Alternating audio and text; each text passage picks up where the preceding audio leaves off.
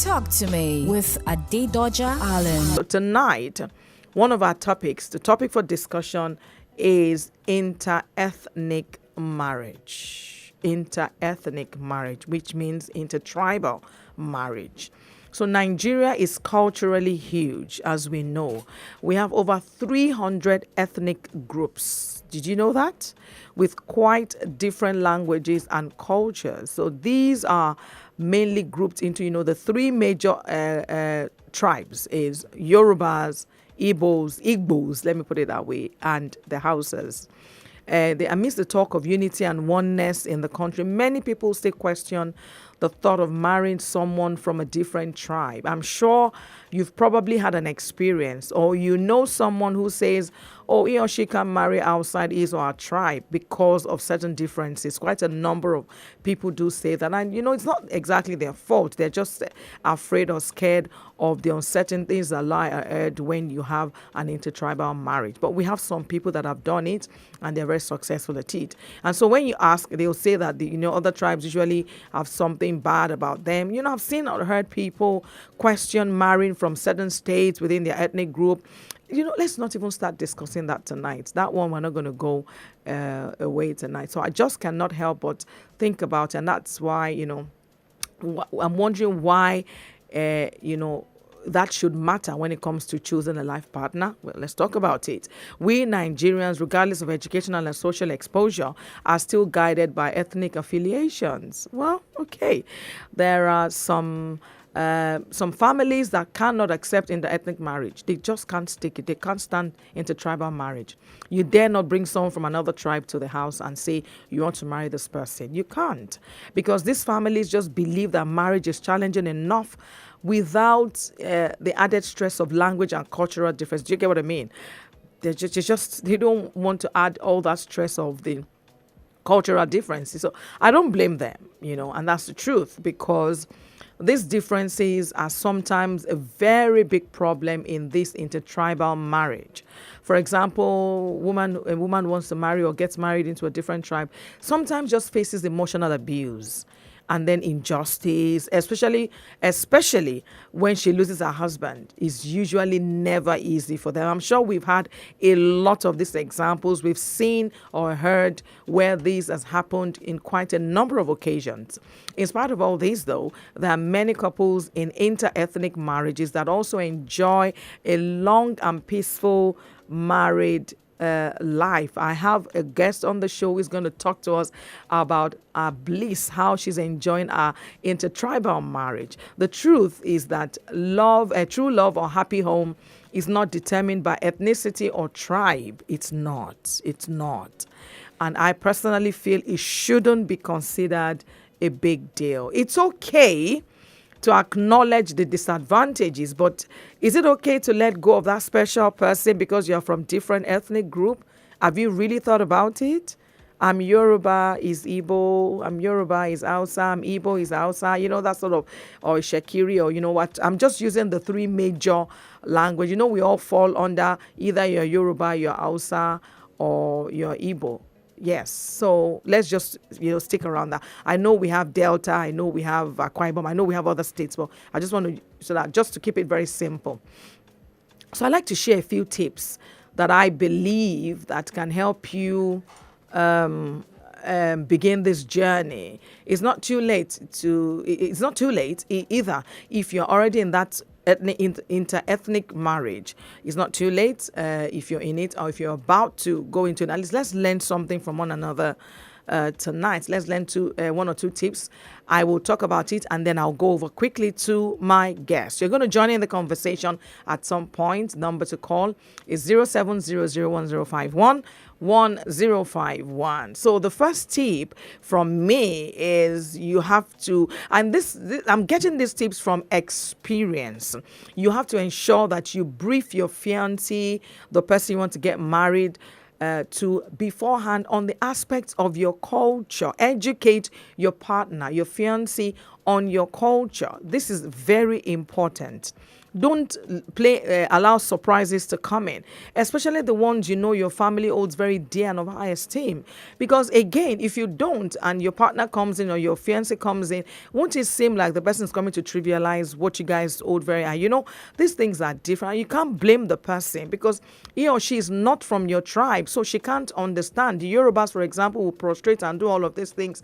But other people, Igbos or another tribe, might not exactly put much importance to it. So you need to we need to educate your spouse or your fiance on, I'm using the word spouse, you're not yet married, on understanding the culture. Generally, I will suggest you do your best. Just do your best to make the meeting with your spouse's family as pleasant and as enjoyable as possible, so that your spouse sees what they should see at the beginning, at the outset of the relationship, of the meeting, the family, and they know they're better prepared for whatever lies ahead of them. So first impressions are usually very hard to erase. So you also need to do your best to discourage stereotypes. You're intentional about what you do. You emphasize that each person is an individual and they should be regarded as such. Never use statements like, Igbo people are usually very this or that. Yoruba people are very this or that. They always do this and that and that. Hausa people are, you know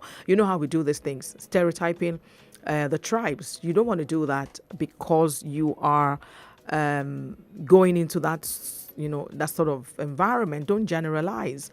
If you've had a very bad experience with an Igbo person or Yoruba person or an Hausa person or whatever, doesn't mean they're all like that. It's something that we do a lot in Nigeria and we need to stop it. So if you embrace this positive generalizations, then you'll be able to accept and expect and accept the negative one. So it's just best to close your ears as far as talks are concerned. Don't let people becloud your judgment on a particular tribe and how the people are. No, it doesn't mean that you've had a very bad experience with one and they're all like that. No, please, we need to move away from things like that.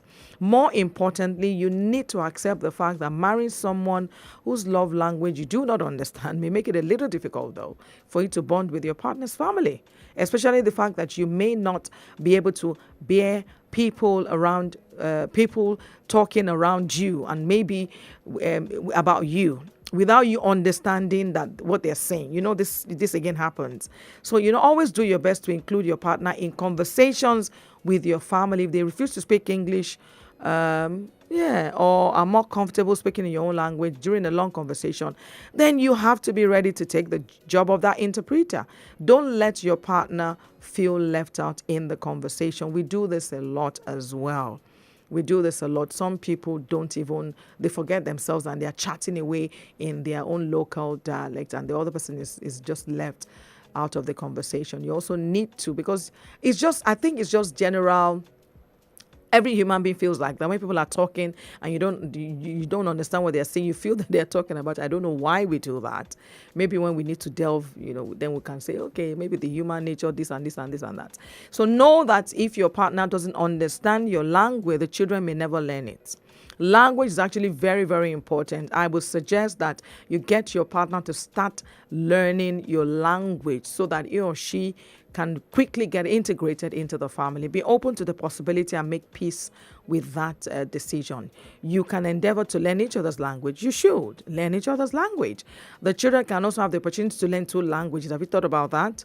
It's a fun thing to do. I would say that that's what people need to be intentional about. So again, for the emphasis, I think that in this intertribal marriage, you need to be intentional about making it work, about the things that you're going to do, understanding each other's languages, making sure the children understand and speak both the mother's language and the father's language. Just make it fun generally in the house. So keep it in mind, though, that you may face intense disapproval from members of your family or that of your spouse. That happens, doesn't it? It does happen.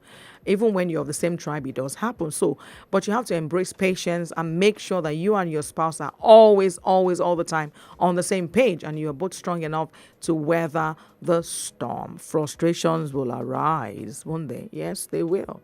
But try not to take them to heart and do not take them out on your beloved. Always remind yourself why you chose this person. The most important thing to also remember is that you should not lose the essence, your own essence rather, in a bid to prove that you will make a son-in-law or a daughter-in-law. Don't try to. Just be yourself. Enjoy the marriage.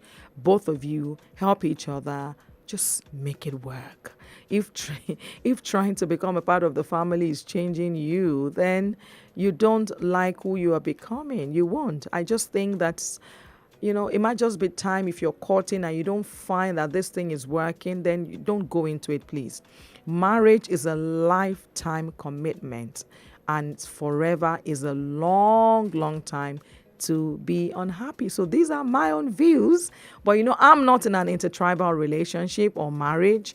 I'm not in an inter-ethnic marriage, but I will talk to my friend, my very good friend and sister. I call her my evangelist, Mrs. Rolayo Ahibe. Rolayo is in an inter-ethnic marriage, and she's been married for how many years? I'm not going to speak for her. So I'm going to let her tell you everything that you need to know, what you need to learn, so that you know that it's actually an interesting, sweet, and blissful thing if both of you make it work. Hello, Rolayo. Hello. Good How to are have you? you. Thank you. Thank Nice, you for joining the show tonight. nice to be here. I think you pretty much rounded it up. I don't know what you want me to say again. You said it all now. Yeah, but you're I going to don't. tell us. You're going to tell us about your own experience. So first of all, how long have you been? No, okay. What's your tribe? What's your Okay. husband's tribe? Okay. So I'm Yoruba, and my husband is. When I was smiling when you're saying that you're either Hausa, Igbo, or Yoruba. So he's from what we call the minority, right? So he's from Edo State. So what used to be Old Bendel, so we're from the Bendel side, right? So it's some Etsako, Fuga, a place I'd never heard about before I met him. Wow. So Yoruba Yes. and Edo. So how long have you Yes. guys been married or both been married? Oh, so what year is this? This is 2021. We married almost 17 years. 17 years of intertribal marriage. Yeah, it works. Okay. So how has it been? I think, marriage is marriage, and marriage is what you make of it, right? And within the context of what we're discussing, has his ethnicity been an issue? Has my ethnicity been an issue in the marriage? Honestly, no. Because I Wow. think, so maybe I should dial back a bit. So before we got married, we've known each other for a while. So we've been married for X number of years, but we've known each other, we've been in each other's lives for about 25 years. Ah, I see. And so what that did for us, I guess, is the fact that our families got to know us as individuals first. So it wasn't just, hello, here's the person I want to marry, we marry and we move on. So, and I think it speaks to what you were saying earlier on about introducing the person to your family. And I think that rings true whether you're same tribe or not. But the thing about different tribes is that there's certain culture is nuanced, right? There are very certain nuances in culture. So it's meaning that there are certain things that you just do. You don't have to explain it. It doesn't occur to you to explain something to someone. You work with the same culture, you just do it because it's what you do. Like a Yoruba person, you meet someone older than you kneel down. If you're a lady, you dabale, as we say, if you're a guy. It's just what you do. You don't think about it, And even in the manner in which you address people, they're just some things that you just do. But you find that if you're married to someone who's in a different culture and they don't do that. So for instance, maybe the manner in which they greet is different, and your parents were wondering, but he didn't dobale now. Well, they don't dobale where he comes from. Exactly what I said. Exactly. So, but that doesn't mean the person is being in any way disrespectful. So it's just understanding and taking each family through, those nuances of culture and learning that, in fact, I think it was during the wedding period, I began to realize the major differences because there are things that we'll just do that my father would say, if I can speak about Nile Yoruba, blah, blah, blah, blah, blah. I'm thinking, Ah, when did this become Nile Yoruba I as know. somebody? I know, right? Typical. you know? So you just find that there's certain things that you're just having to explain to someone else. So our wedding was a cultural mix. So we had the Edo part of it, then we had the Yoruba part of it. That's So it. I went to That's the that. way it should be. That's what it should be. So let's talk about language barrier. How has that been? How have you managed that in the last 17, 20 odd years? So the thing is, so he grew up in Lagos, so he understands a bit. He doesn't necessarily speak Yoruba, but he understands. Now he speaks his language very well. I understand your basic greetings, hello, how are you, and what have you. So I haven't really understood the language to the extent that I really could, given the amount of time. In And 17 so when it comes years? to the kids, yes, sorry, but when it comes to the kids, so that's I sort of like outsourced that to my mother-in-law. So with the kids, we tend to speak English, or when they hear the Yoruba in mom is when they have done something that I'm not, I know they say timba, so they know something is up. But but generally in conversations, so my mother-in-laws were quite good with that, and my late father-in-law, they would teach them. Like, you need to teach them because my husband speaks English to them, so someone needs to teach them. They need to understand. So my mother-in-law is very good with that and explain, even just the basics: get up, sit down, come and eat this. Having those conversations with them, so at least they understand. They understand better than I do, and then they come back and teach me certain things. Because so they shouldn't be lost. They can't not speak Yoruba and not speak their own language as well. They must hold on to something. Actually, my producer just told me now that I didn't introduce you. I just called you my friend. So my friend, excuse my manners on the show tonight. So my friend, yes, is Rolayo, Mrs. Rolayo Aigbe. She's Mrs. Rolayo Aigbe. Right? Did I pronounce it well? It's Aigbe, not Akibe, Abi? It's Ahigbe. Aki. Is it Ahi? Ahigbe. The K is silent. Aigbe. Yes, so I got it. Yes. Okay, So so I think it's just there to confuse people. yes. So, when I was talking about the tips, and we said when they're talking, maybe when they're discussing in their family and they're speaking their language, does that happen to you around you? And how do you, truthfully, just tell us, does it make you feel funny? Does it make you feel like they're talking about you? So funny enough, no. So the good thing is, with any language, one of the first things you learn is insult, right? You learn those little things. So if someone is talking about you, right? Those are the first things you pick up. And that hasn't happened. So I know there's certain times, especially there's a deep conversation going on, that they may switch, the language may switch, right? But I've never felt that I was a topic of discussion. And the good thing is that if it's a conversation that involves me, then they will consciously switch to English so that I understand what is being said. So it's okay for them to speak their language. It's perfectly okay. Perfectly okay. Exactly. Without, perfectly okay. Yeah. And when so you're if with anything, it's a manner of being teased. So they also tease me. I said, by now, this woman, because ofako is what we call Iyawo, they call ofako. So by now, you should even be the one teaching us. I said, don't be annoyed, just manage me. So I'll just laugh around it and So it doesn't have to be a sore point. And I'm sure when you're around your family too, you also speak your Yoruba. You are blasting on with your dad. I was blast away, and my mom says the same thing to him, like, you should by now, you should be, so it switches both ways. Yeah. But what I try and do is that if I notice that is happening, so even if it may happen with my nuclear family, meaning my parents, if we're in a wider network, maybe aunties and uncles and things like that. So I sort of have to consciously remind them, he's not a Yoruba person, it's move to English, so that it can be carried along with what is, whatever it is that's being said. Okay. And so that effort is always made. Okay. So I think it's really just about making the effort. Right. So has there ever been a time where you've gotten discouraged or frustrated? I don't think so. It hasn't.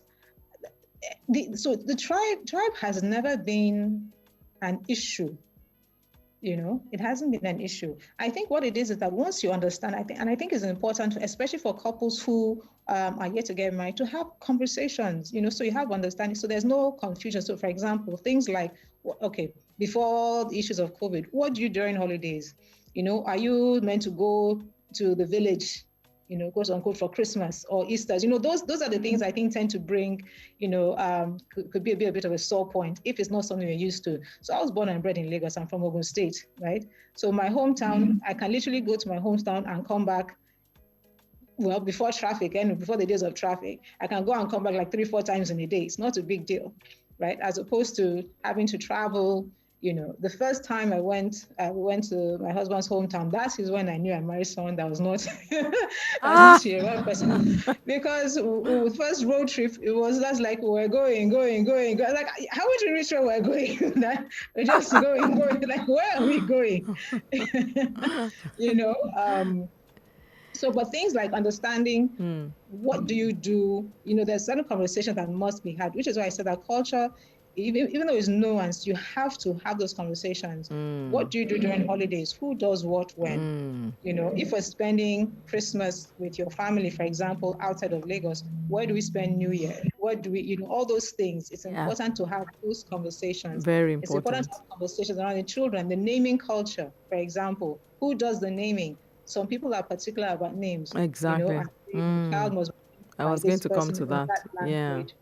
So those conversations, it's important to have those conversations up front, so there isn't tension. Right. So it's not a matter of like, but I thought, well, you didn't ask me. So it's a lot of conversations. So maybe a bit more conversations and a bit more questions. So when you're intending to marry someone who is from a different culture. Yeah, I mean, yes, it's worked for you, and I'm glad, because someone out there will be encouraged. City 1051 FM, we are your number one lifestyle station. You're tuned in to Talk to Me with myself, Adedoja Allen. We discuss topics around marriage, and tonight we are talking about interethnic marriage. Are you in that sort of relationship? Join the conversation on 070010511051. With me tonight, sharing experience and encouraging someone out there, is Mrs. Rolayo Ahibe. All right, so we've had quite a number of conversations. Let's talk about food. Food. How has that been? How have you managed that bit? So the good thing about food, and I guess because of where he's from, it's not too far from Ondo State, which is close to Europe. It's close to our town. So it's not, food hasn't been an issue. So the only difference is like, when you make things like egusi, for example, there's Yoruba egusi, which is just the pumpkin leaves. Then there's the other egusi where you put vegetables and things inside. So they're just different nuances. That I said, it's just little things. So you're not making something that's completely different. Maybe if I had married someone from a completely different area where there's zero connection, may have been a bit more challenging. But I think with anything else, with a conversation, one of the first things I said when we got married, I said, look, I can cook anything under the earth, but I don't know how to pound it. I don't pound yam. I don't do it. Sorry. So no, you can mix the powder. You can mix the powder, yes. But none of that, no. So we had that conversation up front. So look, so it's not as though he asked and said, oh, can you or will you not? But I said, look, I know food is a thing. So here's where, let's ring fence this matter here, But I'm sure in 17 years you must have learned a lot about their food.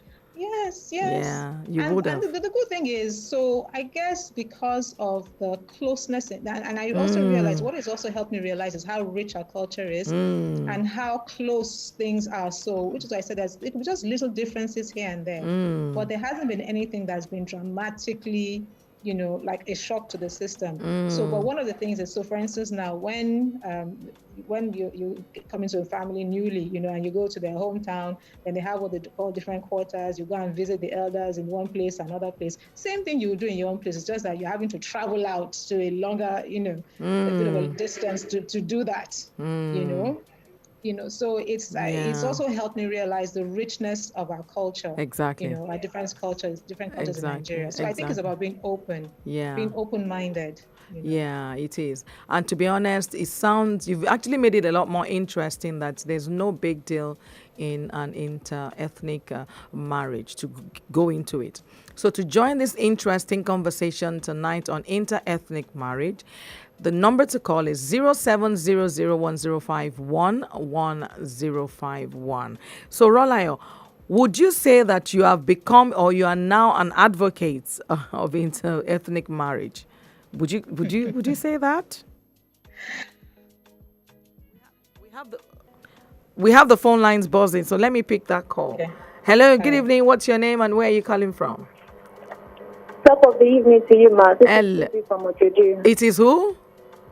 Bibi from Ojodu. Bibi. Okay, hi. Welcome to the show. Thank you, ma. Great job. Thank you. Okay. Okay. I actually really like the simplicity of her explanation, but it has to do with, like she said, they have been together for long. You have to have a good relationship with your partner first. It's not something you have to do in a rush. You guys Yeah. really need to understand each other very well and also have great respect for each other and also know each other's value. Because sometimes if you just come into a relationship without nothing, you have nothing to offer. Yeah. If the partner is willing to take you to that level, there will be some kind of disrespect, and even if he wants to set the boundaries between you and his family and trying to bring a bond at the same time. The fact that they I know get that you you. don't really have what to offer, there will be problems. A lot of problems will occur. Something that some families are supposed to just overlook, they won't overlook it. But the fact that they know that you have something to bring to the table, and both of you really understand each other. Most importantly, you have a clear conversation constantly, because relationship is commitment, and commitment does not have the comfortability all the time.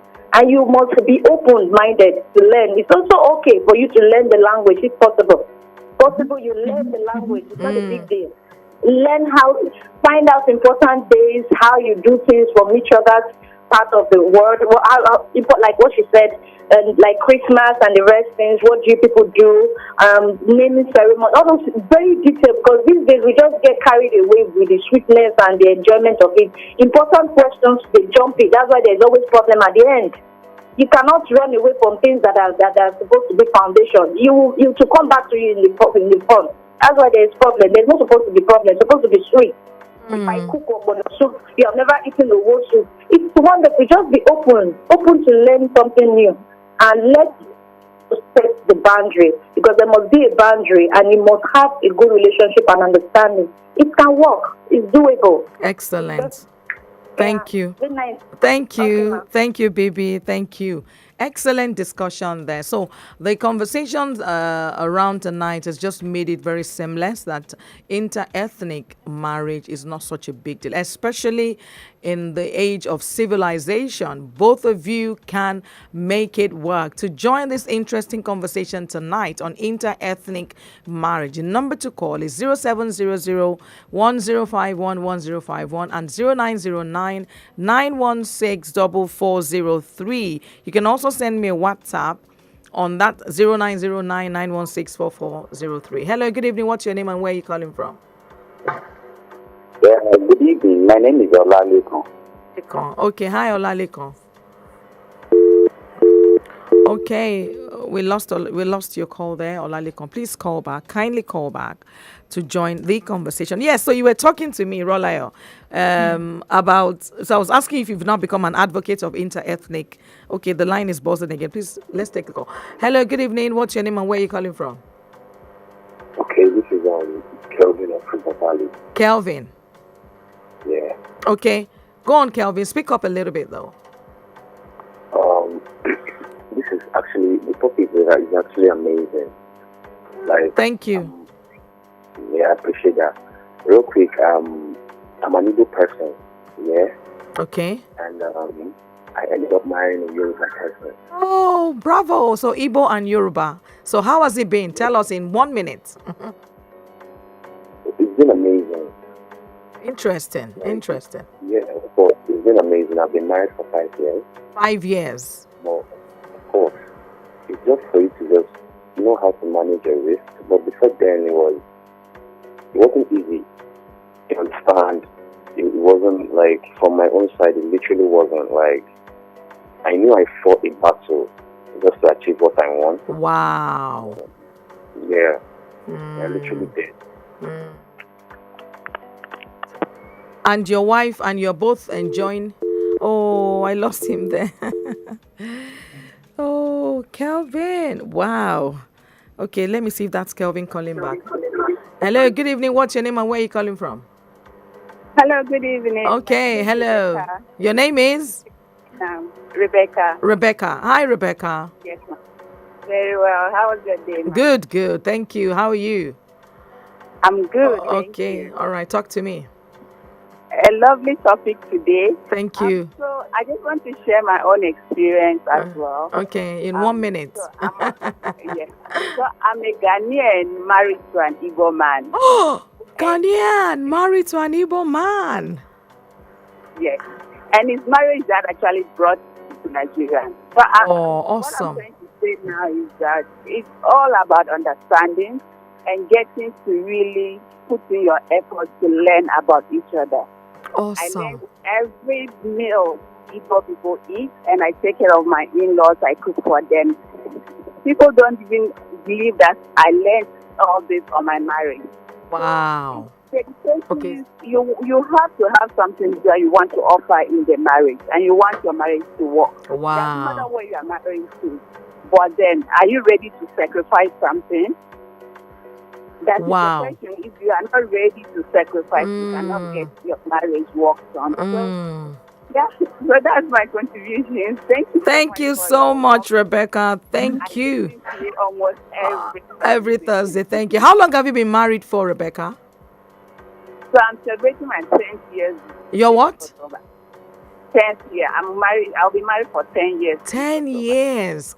Congratulations. A Ghanaian married to an Igbo man. You deserve an accolade. That's a brave one. And I know that is the love that has kept both of you together. Thank you for sharing this and someone out there. Thank you so much, Rebecca. Rola, did you hear that? Interesting. Interesting. So, do you think that we will be able to normalize inter-ethnic marriages in Nigeria? Do you think it's going to get to that? Normalize. I don't think it's abnormal. I think, but people like that. Will always have, I like that. People always have their preferences, right? And I don't think, so long as it's not something that is frowned upon, So there'll always be someone who will say, you know what, I want to marry someone from my own tribe, which is perfectly fine. Absolutely nothing wrong with that. It's all about preferences. For me, from day one, even before I met my husband, I never felt, the person I married Let's must pick this be call. a Okay. Hello, good evening. What's your name and where are you calling from? Madam, good evening. Yeah, Titilopa here from Ikeja. What's your name? Titilopa here. Titilopa. Calling your program. Yeah. First time calling your program. Oh, first time. Okay, you're a regular listener, but a first time caller. Yeah. Thank you, Titilope. The only time I did not listen to you was the time you did not come on the program. Oh my God, you always follow. That's once though. Thank you so much. Thank you for tuning in. Because although Andres said something and I really learned so much from her, but I want to add to your question. Although she said you guys need to have a conversation up front, but there are some times you would have agreed on things, but when issues come up in the marriage, crises come up, people might change. That thing might not necessarily come directly from them. It might be from influences from the people, from the tribes and whatever. For instance, in the case of delayed children, when you don't have children on time, that's one. And number two, in the area of inheritance, maybe somebody dies, maybe the man dies and whatever, that's two. Number three, in the area of girl child and boy child dichotomy, which has to do with inheritance and some other specific culture of our people. I wanted to look into that as well. Thank you very much. Thank you so much, Titi Lokwe, my regular listener, my first time caller. Bravo, thank you.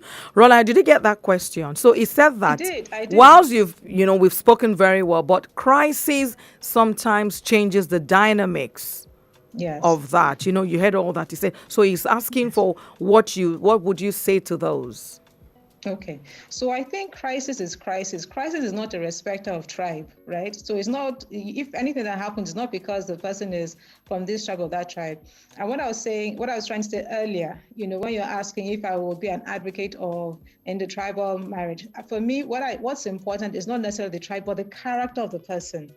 So you must understand the character of the person and also look at the character of the family you're marrying into, because in Africa, you are not just marrying the person, you are getting yourself connected to the family, So it's important to, eyes wide open in an extent. So there's only so much you can know. Nobody knows what's going to happen. You don't know what tomorrow is going to throw at you. But if you understand at least this person that I'm marrying, this is his character. Life happens, strains happen, pressures happens to everybody. Even if you're from the same hometown, pressures still happen. But what is his or her character?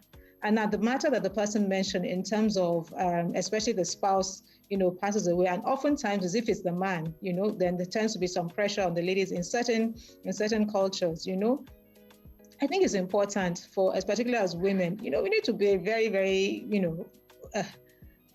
frank with ourselves, that it's important that the woman is also, to the extent that she can be financially stable, because what tends to happen is that the pressure comes in when it's the man that's been shouldering everything, and then when that person is no longer around, that's when some form of bullying, if I may put that, comes up. But that is not because it's not because it's intertribal. It is what would happen within that family anyway, even if it's the same within the same tribe. But what I'm saying essentially is the character. Understand who you need to know who you're marrying. But I think though that delayed children could be an issue. Do you agree? Delayed children. Yeah, if there's a delay in having children and the marriage is inter-ethnic, I think we've had quite a lot of similar problems from there. So I'll share a particular a personal story of a good friend of mine, a very good friend of mine. This whole issue of delayed children. They were married. I mean, they had their first child after being married about 15 years. Okay, and they're from the same, the same tribe. Was the pressure there? Yes, but did the man buckle under the pressure? No. Why? Because of his character. Okay. Now you also have another couple, again, same tribe, same pressure, hadn't even been married as long. Did the person buckle under that pressure and get another, try to resolve that situation? Otherwise, yes. So what I'm saying is that issue is not necessarily a tribal issue. So sometimes I think we tribalize issues, we tribalize character issues. Character and your values, your relationship with God, how strong you are in your faith. Yeah. And for this particular situation, like I said, the couple that waited 15 years, they asked the man, you didn't do this. I mean, I was expected, and he was an Igbo man, to be honest. So they're an Igbo couple, like, that I've expected that he'd have gotten this. He said, look, he didn't do that kind of thing. Why? Because he fears God. He wouldn't do that type of thing. Thank you. That's it. That's it. So it has nothing to do with those matters. Yeah. It's who you are. Yeah, actually. My friend and my brother is actually logged on to Zoom. Okay. Femi Aye. He's also Ghanaian. That's why I had to say it. Married to my friend who is Nigerian, a Yoruba woman, and they have fantastic marriage. They are friends. They have 4 children. So this is also quite encouraging. I have a WhatsApp here, but the phone lines are buzzing. Okay. Hello, good evening. What's your name and where are you calling from? Yeah, my name is Olalekon. Okay, Olalekon, yeah, you called earlier. Yeah. Okay, all right, talk to me. Well, it's a very interesting topic you're discussing. Actually, thank you. Looking at it at a face value, there shouldn't be it's not a big deal, marrying another tribe from another tribe, actually. It's not a big deal. There shouldn't be any issue. Yeah, exactly. But, looking at it practically now, talking about African setting, she has said so much about making sure you know your in-laws and all that and all that and all that. But you see, I married a Yoruba lady. Of course, I'm a Yoruba man. But you see, when we go married, there are things that I love doing that by the time we got married, she does not like them, those things. And that's not intertribal. Yeah, and that's not even an intertribal stuff. So what I did was that, okay, Madam, what are the things you don't like that I'm doing now? This and this and this and okay, I deliberately jettison all those things just for her. Oh, you know, including a goosey soup. I love it very well, but she said it's not her thing. Wow. So I just say, since it's not your thing, if it comes, fine. If it doesn't come, no problem. You're a fantastic man. I must say. So what I'm trying to say in essence is that she has mentioned it. Is understanding the person you are getting married to. Exactly. Whether it's intertribal or whatever, just once you have that mutual understanding amongst each other, it will work perfectly. Thank you. Okay. When it even comes to the in-law thing, because both of you understood each other very well, you will be the shield to your family. As in, you be the one trying to making sure that you mend whatever things that might cause differences between your families. I like that word, shield. That's a strong word there, shield. Yeah, be the shield. So that's my contribution. Thank you so much. Thank you, Olalekon. Wow, you had this contribution there, Rolayo. I did. Yeah, interesting. We have a WhatsApp message here. Good evening, Ma. I would remain anonymous. I was engaged to an Igbo man. A relationship of over 10 years, though he has been out of the country for as long as over 10 years too. We got engaged 5 years ago. I was scared because one of his brothers married an Imo lady and him being Anambra. So I know the war that goes on, not to talk of me being a Yoruba lady. They appeared to accept me. After a year, we broke up and they did nothing to salvage the issue. I later learned that there was an issue of me being Yoruba. So that was how it all ended. Even when we came back to last year, the relationship still didn't work. Wow.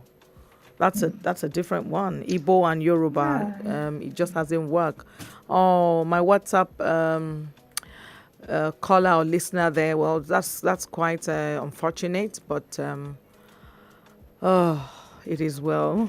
Okay, Rolayo. So, have you been able to counsel? I mean, actually, talking about, let's take it from this WhatsApp message before we let you go tonight. Have you been able to counsel intending couples? Have you had such experience counseling them, encouraging them, making them see why it's not such a big deal? Yes, and what I always say is, it's important, I keep saying it, that what you're left with at the end of the day, the wedding is one day, the marriage is for life. What you're marrying is that person's character.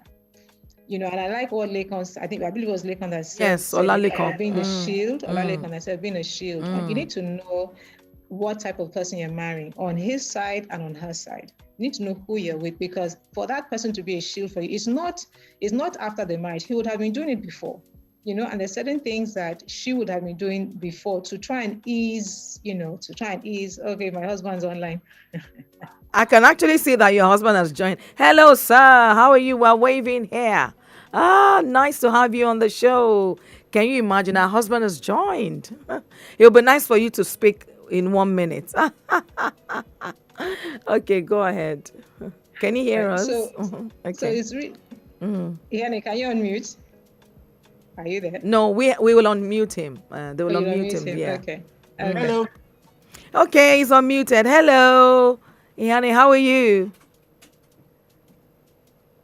I'm okay. So tell us, how has it been okay, yes, you're there. Tell us, how has it been inter-ethnic marriage between yourself, Edo, and Rolayo Yoruba?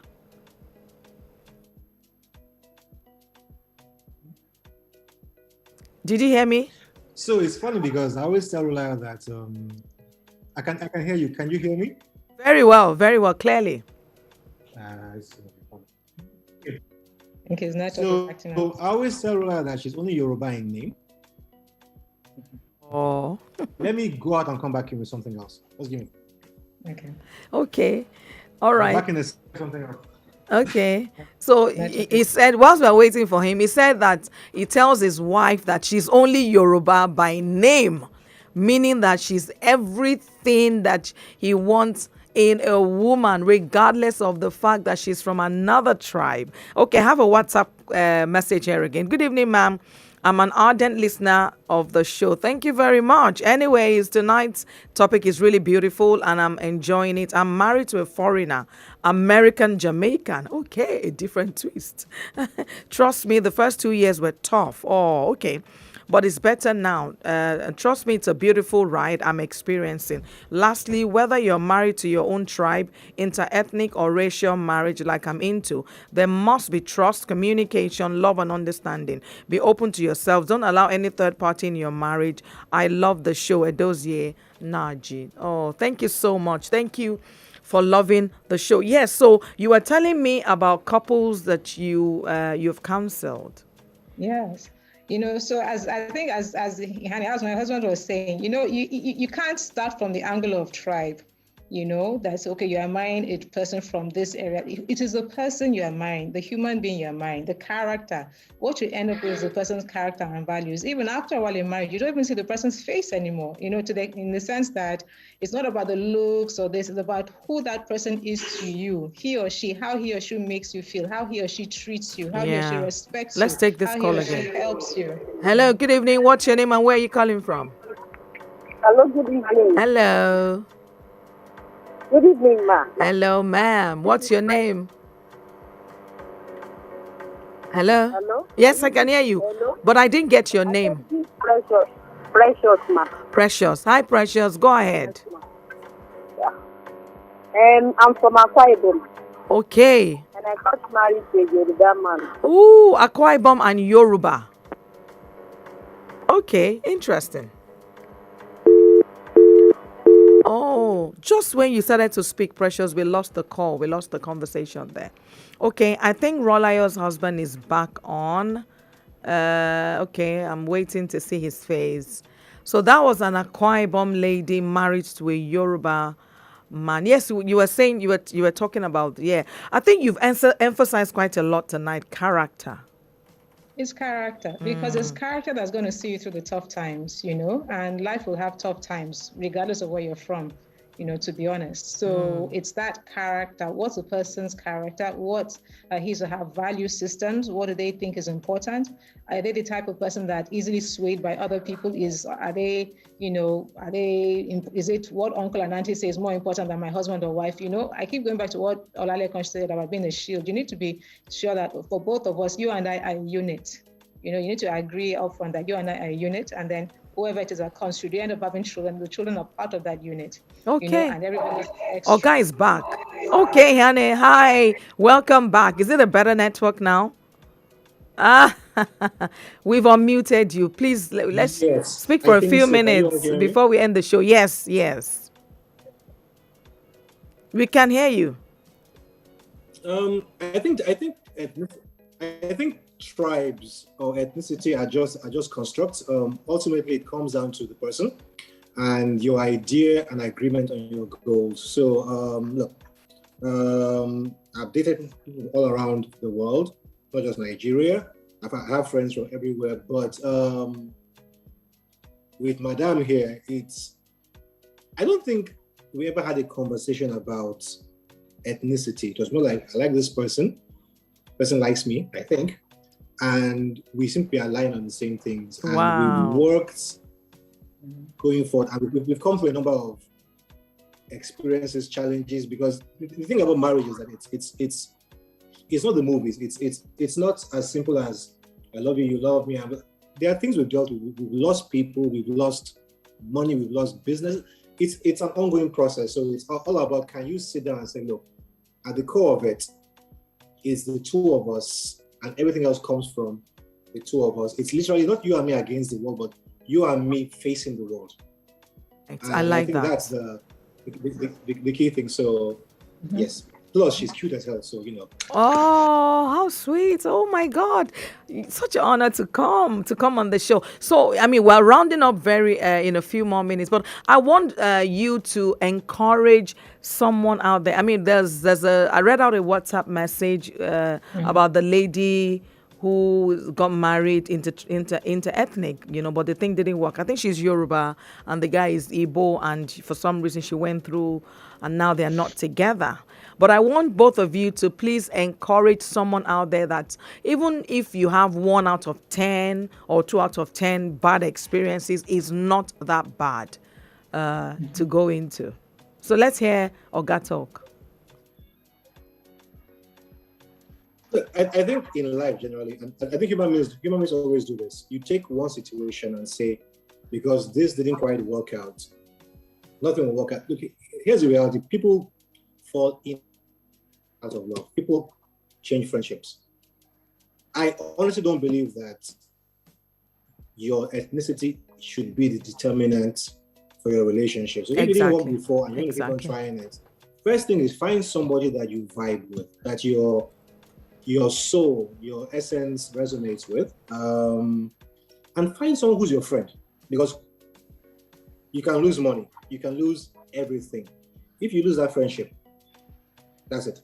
So I married my best friend. So wow. To the person, to the lady, find your best friend. Wow. Partner with your best friend and go with your best friend. That's honestly, that's my advice. You have just said it all. You can lose money, you can lose any other thing, but don't lose the friendship. So the basis, the foundation of your marriage should be friendship. Rola, let's hear from you in 1 minute before we round up the show. So I just be echoing what he said, to be honest. I think what I was looking for in getting married, it didn't even occur to me to consider tribe. I wanted to marry my friend. I wanted to marry someone who would be there with me, who we would go through life together, because we don't know what, like I said, we've known each other for a while. We've been together for a while. So we had no idea then what some of the things we've had to face now. So it's not about the tribe. It's not about the ethnicity. It's not about the race. It's not about the color. It's about the character of the person you're marrying. It's about who you are, and making sure that, it's not chalk and cheese, meaning that at least if you have similar value systems, you have similar beliefs, you're not marrying for somebody else, because this is what people say you should do. You're marrying, as I said, you're marrying your friend. You're marrying your friend. I think that's the most important part. Oh, thank you so much. We've been so blessed and informed, well educated tonight on the topic inter-ethnic marriage. You see, just to demonstrate what we're talking about, the wife came on the show and the husband said, why not? Let me join you. And we had double for. Thank you so much, Mr. and Mrs. Aigbe. Wonderful conversation and discussion round about inter-ethnic marriage. You've managed to enlighten the listeners and the public out there that is not a big deal.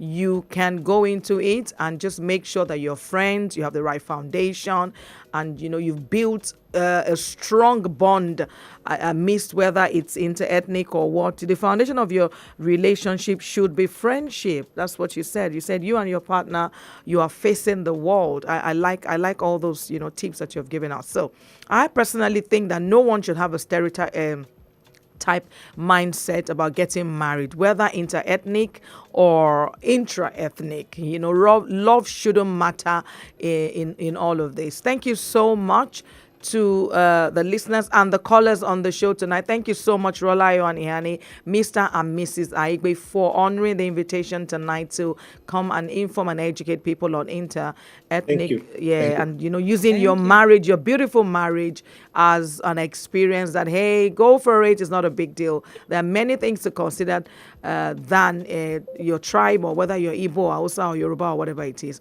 All right, so that's it for the show tonight. See you next time. The show makes a return next week, Thursday at 8:30 p.m. I apologize if I could not pick your call. We had quite a number of calls and quite a lot to discuss. Don't forget, you can stream us live at on our website and on MixLR. Don't touch that dial. Keep it locked down on City 1051 FM for more music. Thank you. God bless you. Talk to me with Adedoja Allen.